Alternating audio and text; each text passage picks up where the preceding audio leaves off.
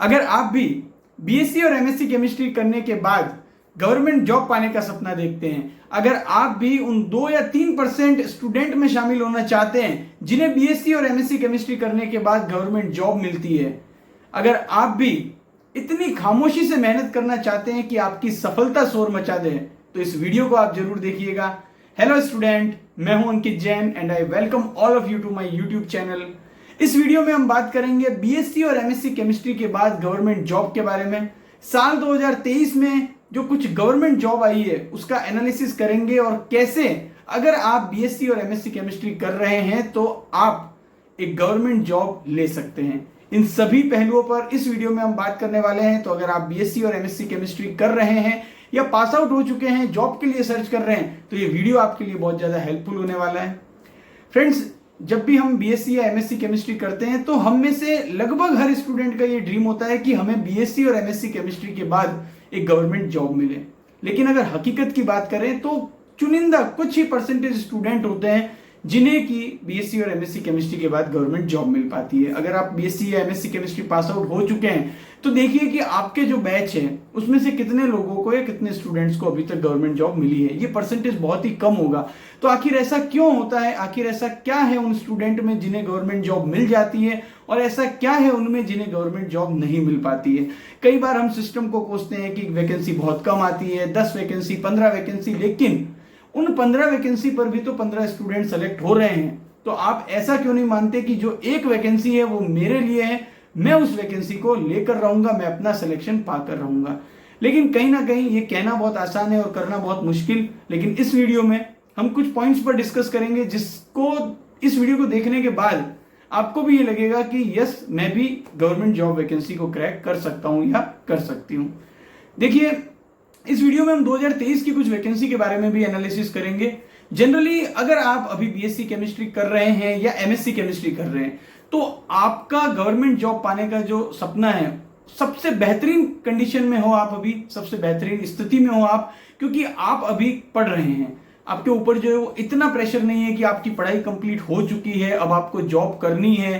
क्योंकि जब हमारी पढ़ाई कंप्लीट हो जाती है, एमएससी केमिस्ट्री कंप्लीट हो जाती है, तो उसके बाद कई सारे एक्सटर्नल प्रेशर्स, चाहे वो फैमिली का प्रेशर हो या फ्रेंड्स का प्रेशर हो, कोई फ्रेंड जॉब में लग चुका है वो प्रेशर, ये तमाम चीजें जो है वो कहीं ना कहीं इन्फ्लुएंस करती है। तो क्या होता है कि अगर आप अभी पढ़ रहे हैं और उस समय कोई वैकेंसी आती है तो आपके जो चांसेस हैं वो बहुत अच्छे हैं उस समय। तो आप ये कोशिश करिए कि बीएससी या एमएससी केमिस्ट्री करने के बाद अगर आप आगे सीएसआईआर नेट की भी प्रिपरेशन कर रहे हैं या आगे कोई भी किसी गवर्नमेंट जॉब की प्रिपरेशन कर रहे हैं, तो आप ये कोशिश करिए कि अपनी जो स्टडी है उसको आप उस हिसाब से करिए जिससे कि कोई भी अगर वैकेंसी आती है तो उसमें आप उस वैकेंसी की प्रिपरेशन, जो उस वैकेंसी का जो सिलेबस है उसके अकॉर्डिंगली आप प्रिपेयर हो। अब आप कहेंगे कि ऐसा कैसे होगा? तो देखिए, अगर आप एमएससी केमिस्ट्री कर रहे हैं तो आप अगर सीएसआईआर नेट के लिए प्रिपरेशन कर रहे हैं तो उसमें आपका जो पूरा बेसिक से लेकर एडवांस तक जो केमिस्ट्री है वो आपका कवर हो जाता है। और कोई भी जो गवर्नमेंट जॉब की वैकेंसी आती है, एमएससी केमिस्ट्री बेस पर अगर कोई वैकेंसी आएगी तो उसका जो सिलेबस है वो मोर और लेस सीएसआईआर नेट के सिलेबस के आसपास ही रहता है।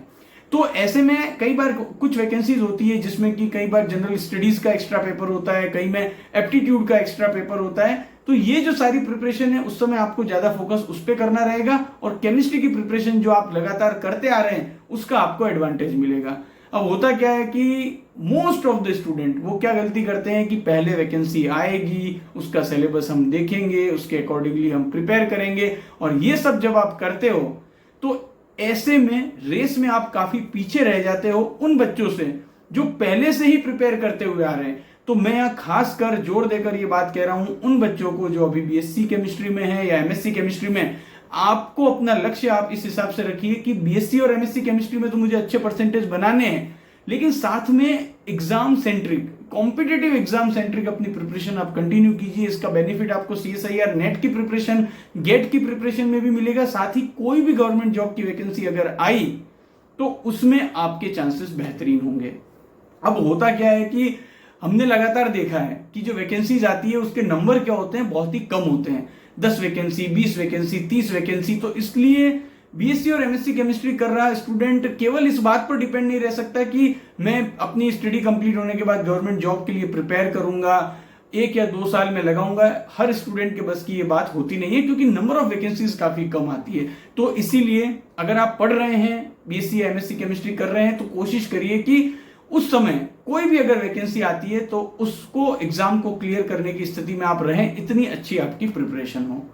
अब बात करें अगर 2023 की कुछ वैकेंसी की, तो देखिए 22 जून 2023 को मैं ये वीडियो रिकॉर्ड कर रहा हूं और हम बात करेंगे कुछ ऐसी वैकेंसीज की जो कि साल 2023 में अब तक आई है, और कैसे अगर आप, जो मैंने आपको पहले पार्ट में इस वीडियो में जो बताया है उसके अकॉर्डिंगली अगर आप प्रिपेयर कर रहे होते तो काफी अच्छा चांस होता आपका भी उन एग्जाम को क्लियर करने में। तो देखिए हम यहाँ पर बात करेंगे कुछ वैकेंसीज के बारे में। तो उन वैकेंसीज के बारे में अगर हम बात करें तो पहली जो वैकेंसी है जिसके बारे में मैं शुरुआत करना चाहता हूं, यूपीएससी ऑनलाइन निक.इन एक वेबसाइट है जहां पर की कंटिन्यूसली वैकेंसी आती है साइंटिस्ट बी की, साइंटिफिक ऑफिसर की, असिस्टेंट केमिस्ट की, लगातार वैकेंसी आती है और वैकेंसी का नंबर 2, 3 या 4 या 5, मैक्सिमम 5 या 6 वैकेंसी आपको देखने को मिलेगी और वैकेंसीज ये लगातार आती रहती है। इसमें मोस्ट ऑफ द वैकेंसीज में एमएससी केमिस्ट्री मांगा जाता है, कुछ वैकेंसी होती है जिसमें कि एक्सपीरियंस भी मांगा जाता है। अब यहां पर 4-5 वैकेंसी के लिए आप, ऐसा तो होगा नहीं कि आप 1 या 2 साल प्रिपरेशन करोगे। तो अगर आप बीएससी या एमएससी केमिस्ट्री कर रहे हैं अभी, तो अपनी प्रिपरेशन आप ऐसे रखिए कि जैसे ही कोई इस टाइप की वैकेंसीज आती है तो उसमें आप फॉर्म भरें और आपकी जो केमिस्ट्री की प्रिपरेशन है उसके बेस पर आप इन एग्जाम इस वैकेंसीज में सेलेक्ट हो जाएं। अब बात करते हैं एक और वैकेंसी की जो कि 2023 में अब तक आई है। वो वैकेंसी है जूनियर टेक्निकल असिस्टेंट केमिस्ट्री की वैकेंसी है, जो कि जियोलॉजिकल सर्वे ऑफ इंडिया के अंतर्गत ये वैकेंसी थी। स्टाफ सिलेक्शन कमीशन ने इसके लिए नोटिफिकेशन निकाला था और ये जो वैकेंसी थी वो टोटल वैकेंसी 8 थी। बीएससी केमिस्ट्री स्टूडेंट इस वैकेंसी के लिए एलिजिबल थे। तो अगर आपने एमएससी केमिस्ट्री भी किया है तो भी आप इस वैकेंसी के लिए एलिजिबल थे। तो काफी अच्छी ये वैकेंसी थी, जिसके लिए मैंने आपको वीडियो बनाकर पूरा इसका प्रोसेस भी समझाया था। जैसे ही नोटिफिकेशन आया था मैंने आपके सामने पूरी डिटेल इस वैकेंसी के बारे में बताई थी। उसके बाद एक बहुत अच्छी वैकेंसी आई थी CPCB, central pollution control board, उसमें जो वैकेंसी थी वो साइंटिस्ट बी की वैकेंसी थी। काफी बढ़िया ये वैकेंसी थी और यहाँ पर ये जो वैकेंसी थी इसमें 1 लाख तक की सैलरी ऑफर की जा रही थी। लेवल 10 की ये वैकेंसी थी। तो यहाँ पर ये जो वैकेंसी थी ये भी काफी अच्छी वैकेंसी थी। एमएससी केमिस्ट्री स्टूडेंट जो है वो इस वैकेंसी के लिए एलिजिबल थे। अब बात करें एक और वैकेंसी की, तो वो वैकेंसी थी बार्क, जिसे हम भाभा एटॉमिक रिसर्च सेंटर कहते हैं। भाभा एटॉमिक रिसर्च सेंटर में भी वैकेंसी आई थी। बार्क में जो ये वैकेंसी थी, ये 2 टाइप की वैकेंसी इसमें आई थी। टेक्निकल ऑफिसर की जो वैकेंसी थी उसमें केवल एमएससी केमिस्ट्री स्टूडेंट एलिजिबल थे और उसके अलावा एक और जो वैकेंसी थी वो वैकेंसी थी ट्रेनिंग स्कीम की एक वैकेंसी थी, जिसमें 169 टोटल वैकेंसी थी ट्रेनिंग स्कीम में। और टेक्निकल ऑफिसर की जो वैकेंसी थी जो जिसके लिए एमएससी केमिस्ट्री स्टूडेंट एलिजिबल थे, वहां पर 9 वैकेंसी थी। और जो ट्रेनिंग स्कीम की 169 वैकेंसी थी उसके लिए बीएससी केमिस्ट्री स्टूडेंट एलिजिबल थे। तो देखिए आप, वैकेंसीज तो आ रही है और नंबर आप देख रहे होंगे जो एमएससी केमिस्ट्री बेस पर जो नंबर है वो 8, 10, 15, 20 इतना नंबर आपको जो है वो देखने को मिल रहा है। तो इसीलिए मैं आपको लगातार कहता हूं कि जब आप बीएससी या एमएससी केमिस्ट्री कर रहे हैं तो उस समय अपनी प्रिपरेशन को आप इतना अच्छा रखिए कि कोई भी ऐसी वैकेंसी आती है तो उस समय चूंकि आप पूरा पढ़ रहे हैं, फ्लो आपका बहुत अच्छा है, तो काफी अच्छे चांस होंगे कि आप उस वैकेंसी को क्रैक कर लेंगे। और ये जो ऐसी वैकेंसीज होती है इसके लिए हम बैठ नहीं सकते कि नहीं मैं 1 या 2 साल सिर्फ और सिर्फ इन वैकेंसी के लिए प्रिपरेशन करूंगा, क्योंकि आपको पता है ये नंबर जो है वो बहुत कम है। और दूसरी बात ये है कि वैकेंसी कब आएगी कब नहीं आएगी इनका कोई फिक्स शेड्यूल नहीं होता है। तो आप जब एमएससी फाइनल में हैं, सीएसआईआर नेट की भी प्रिपरेशन कर रहे हैं, तो साथ ही साथ में आप ऐसी एग्जाम सेंट्रिक प्रिपरेशन कीजिए जिससे आपको जो बेनिफिट है वो गवर्नमेंट जॉब की प्रिपरेशन में भी मिले और सीएसआईआर नेट और गेट की प्रिपरेशन में भी आपको हेल्प मिले।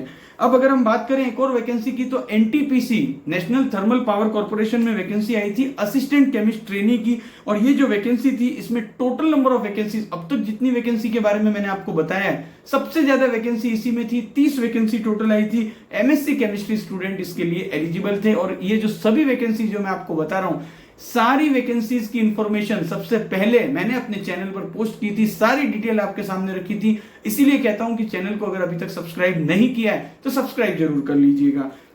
उसके अलावा बात करेंगे एक अभी तक जो सारी वैकेंसीज हैं वो तो साइंटिस्ट की या असिस्टेंट केमिस्ट की वैकेंसी थी। एक वैकेंसी आई जिसने धूम मचा कर रख दी और वो वैकेंसी थी बिहार पब्लिक सर्विस कमीशन में पीजीटी केमिस्ट्री की वैकेंसी आई थी। पीजीटी केमिस्ट्री की जो ये वैकेंसी थी, जिसके लिए आप जानते हैं कि पीजीटी की वैकेंसी के लिए एमएससी केमिस्ट्री के साथ साथ आपके पास बीएड का होना भी जरूरी होता है। और यहां पर जो ये वैकेंसी थी इसने तो भाई साहब धूम मचा दी थी। यहां पर जो वैकेंसी आई थी 4799 वैकेंसी। आप देखिए अब तक मैंने अपने अब तक के जो मैं कैरियर में अभी तक देखा नहीं कि कोई गवर्नमेंट की इतनी बड़ी वैकेंसी एमएससी केमिस्ट्री के लिए आई हो, लेकिन यहां पर 4799 वैकेंसी बिहार में पीजीटी केमिस्ट्री की आई थी। हालांकि यहां पर एक बात थी कि यहां पर जो बिहार डोमिसाइल के जो पर्सन थे वही इस वैकेंसी के लिए एलिजिबल थे, लेकिन आपके स्टेट पब्लिक सर्विस कमीशन में भी ऐसी वैकेंसीज आ सकती है। तो अगर आप स्कूल टीचिंग में जाना चाहते हैं तो बीएड आपको करना बहुत ज्यादा जरूरी रहेगा। अब बात करेंगे एक और वैकेंसी जो कि हर एमएससी केमिस्ट्री स्टूडेंट का ड्रीम होता है, यूपीएससी जियो केमिस्ट। देखिए ये जो एक ऐसी वैकेंसी है जिसका नोटिफिकेशन हर साल आता है और इसके लिए अगर आपकी केमिस्ट्री पर कमांड अच्छी है, एमएससी केमिस्ट्री का सिलेबस आपने बहुत अच्छे से किया है, सीएसआईआर नेट की अगर आप प्रिपरेशन कर रहे हैं तो इस एग्जाम को भी क्लियर करने के आपके अच्छे चांसेस रहेंगे। देखिए इसका भी नोटिफिकेशन लगभग हर साल आता है। सितंबर 2022 में जब इसका नोटिफिकेशन आया था तो इसका जो प्री एग्जाम है वो प्री एग्जाम हुआ था इसका फेब 2023 में। फिर जिन्होंने प्री एग्जाम को क्लियर किया उनका एग्जाम अभी शेड्यूल्ड है, जून में होगा और ये जो एग्जाम है वो मेंस का होगा और उसके बाद इंटरव्यू होगा। यूपीएससी जियो केमिस्ट को लेकर मैंने एक डिटेल में वीडियो बनाया है जिसका लिंक आपको डिस्क्रिप्शन में मिल जाएगा, उस वीडियो को भी जरूर देखिएगा। उसका एग्जाम पैटर्न क्या है वो आपको पता चल जाएगा। यहाँ पर अगर हम वैकेंसीज के बारे में बात करें तो यहाँ पर केमिस्ट की वैकेंसी आई थी 9 और साइंटिस्ट बी की वैकेंसी आई थी 1, यानी कि टोटल 10 वैकेंसी यूपीएससी जियो केमिस्ट में भी आई। अब यहां पर मैं आपको ये सब इसलिए बताया कि ये जो सारी वैकेंसीज हैं उसमें नंबर तो है कम। अब आप सिर्फ और सिर्फ शिकायतें ना करते रह जाएं कि नंबर बहुत कम है। देखिए शिकायत करने से कुछ नहीं होने वाला है, इसलिए आपको क्या करना है, मेहनत करनी है इतनी खामोशी से कि आपकी सफलता शोर मचा दे। आप एमएससी केमिस्ट्री कर रहे हैं, अपने उन 2 साल को यूटिलाइज कीजिए, अच्छे से यूटिलाइज कीजिए। एमएससी केमिस्ट्री का जो सिलेबस है उसको तो आप करते रहिए, वो आप अच्छे से अच्छे परसेंटेज के साथ पास हो जाओगे, लेकिन अपना फोकस आप रखिए सीएसआईआर नेट और गेट का जो सिलेबस है उस पर। इससे आपको क्या बेनिफिट होंगे, इससे आपको 2 बेनिफिट होंगे। एक तो अगर आप अच्छे से प्रिपरेशन करोगे तो आपकी सीएसआईआर नेट का एग्जाम तो क्लियर डेफिनेटली हो जाएगा, क्योंकि वो फिक्स होता है, साल में 2 बार वो एग्जाम होता है और गेट का एग्जाम साल में 1 बार होता है। अब अगर गेट में आपने अच्छी रैंक ला ली तो आपको जो पीएसयूज हैं उसमें जॉब का मौका मिल सकता है। और जब आपने सीएसआईआर नेट और गेट की इतनी अच्छी प्रिपरेशन कर ली तो कोई भी गवर्नमेंट जॉब का जो एग्जाम है, जो या तो आपके एमएससी केमिस्ट्री फाइनल ईयर में आया या जैसे ही आप एमएससी केमिस्ट्री पास आउट हुए उसके 5-6 महीने बाद कोई भी अगर वैकेंसी आती है तो आपके सबसे ज्यादा चांस होंगे उस वैकेंसी में सेलेक्ट होने के। देखिए क्या होता है, फॉर्म तो बहुत सारे स्टूडेंट भरते हैं। जैसे कि अगर मैं अपनी बात बताऊं, एमएससी केमिस्ट्री मैंने किया था 2011 में। अब अगर मैं किसी एग्जाम में फॉर्म भरता हूं तो मेरी प्रिपरेशन उस लेवल की नहीं हो पाएगी जो कि अभी करंटली एमएससी केमिस्ट्री जो कर रहा है उसके लेवल की जो प्रिपरेशन है वहां तक आने में मुझे बहुत टाइम लगेगा। क्योंकि जिस समय हम पढ़ रहे होते हैं वो जो फ्लो होता है, क्रिकेट में कहा जाता है कि जो फॉर्म होती है वो कब रहती है, जब आप लगातार खेलते रहते हैं तो आपकी फॉर्म बरकरार रहती है। तो कुछ इसी तरीके का सिनेरियो है। आई होप कि इस वीडियो से जो मैसेज आपको देना चाह रहा हूं वो पहुंच चुका होगा। अगर पहुंच गया हो तो लाइक शेयर सब्सक्राइब जरूर करिएगा। मिलते हैं अगले वीडियो में, तब तक के लिए टाटा बाय बाय, जय हिंद।